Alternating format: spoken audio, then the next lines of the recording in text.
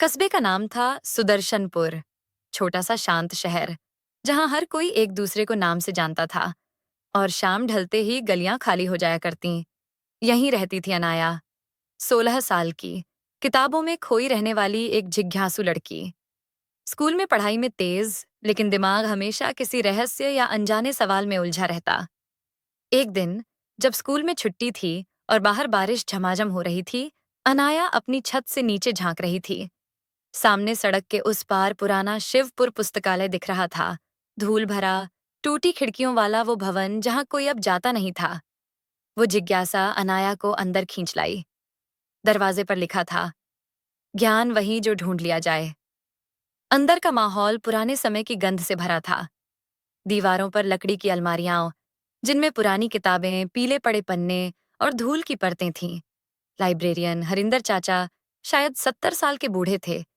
मोटे चश्मे के पीछे से मुस्कुराते हुए बोले, बिटिया, आजकल के बच्चों को यहाँ कौन लाता है? बस ऐसे ही पुरानी चीजें अच्छी लगती हैं। वो किताबों की कतारों के बीच चली गई। एक कोने में सबसे नीचे की शेल्फ में उसे एक छोटी काले चमड़े की डायरी मिली। उस पर बस एक नंबर लिखा था, 27। उसने धीरे से खोला। कल सुबह मंदिर के पास लाल साइकिल दिखेगी। वो हंसी, क्या बकवास है ये?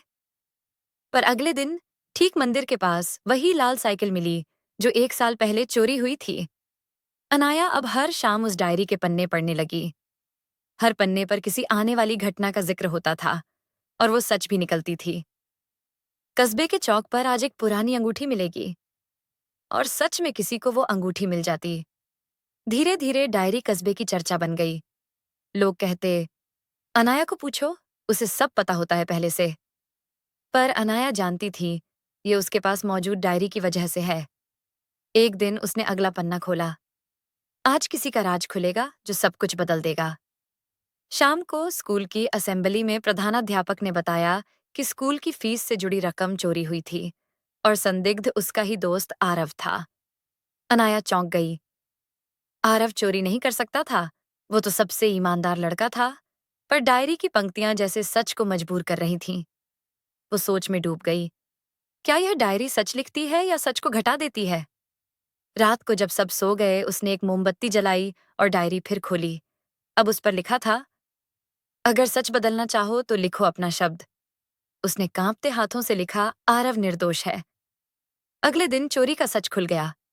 असली चोर स्कूल का चौकीदार था। आरव बेगुनाह साबित हुआ। अनाया हैरान थी। क्या अब वह भविष्य को बदल सकती है? धीरे धीरे अनाया इस शक्ति की आदी होने लगी। कभी किसी की गुम हुई चीज खोजने में मदद करती, कभी किसी का दर्द कम करती, कभी किसी झगड़े को खत्म कर देती।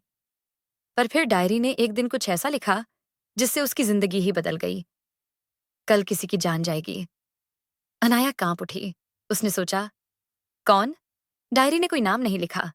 वो पूरी रात जागती रही, हर किसी की देखभाल करती रही। पर सुबह पता चला, हरिंदर चाचा नींद में चल बसे। डायरी का पन्ना अब खाली था। बस एक नई लाइन उभर आई थी, हर चीज का मूल्य होता है। हरिंदर चाचा की मौत के बाद अनाया टूट गई। अब उसे महसूस हुआ कि शायद डायरी केवल भविष्य नहीं बताती, वो कर्मों का संतुलन भी रखती है। अगर कोई दर्द मिटाती है तो कहीं और एक कमी छोड़ जाती है। वो डायरी को नष्ट करने की सोचने लगी। पर जैसे ही उसने उसे जलाने की कोशिश की, पन्नों पर शब्द चमकने लगे, जो मुझे जलाएगा उसका सच मिट जाएगा। डर के बावजूद उसने पन्ना बंद किया। उसे लगा, डायरी उसे परख रही है। कुछ दिनों बाद उसने देखा कि डायरी अब खुद से नहीं लिख रही। अब उसमें कुछ भी नहीं उभरता था। फिर एक दिन एक छोटा बच्चा, रोहन, जो हरिंदर चाचा का पोता था, पुस्तकालय में आया। वो बोला, दीदी, ये किताब मेरे दादाजी ने मुझे दी थी। कहते थे, इसे सही समय पर सही हाथों में देना। अनाया मुस्कुराई। उसने डायरी रोहन के हाथों में रख दी और बोली, अब ये तुम्हारी है, लेकिन याद रखना, हर शब्द किसी की जिंदगी बदल सकता है। सोच कर लिखना। रोहन ने डायरी को सीने से लगाया और बोला, मैं इसका इस्तेमाल सिर्फ अच्छे कामों में करूंगा। अनाया बाहर निकली। आसमान में हल्की बारिश शुरू हो चुकी थी। सड़क के किनारे वही पुराना पेड़ झूम रहा था। वो जानती थी, कुछ कहानियां खत्म नहीं होती, बस अपना रूप बदल लेती हैं। धीरे धीरे पुस्तकालय का दरवाजा बंद हुआ और डायरी का आखिरी पन्ना अपने आप खुला। अब एक नई कहानी शुरू होगी।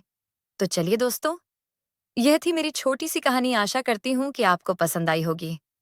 कहानी में अंत तक बने रहने के लिए धन्यवाद। अगर वीडियो अच्छा लगा हो तो प्लीज मेरे चैनल को सब्सक्राइब करें। जल्द मिलती हूँ किसी और कहानी के साथ। तब तक के लिए नमस्कार।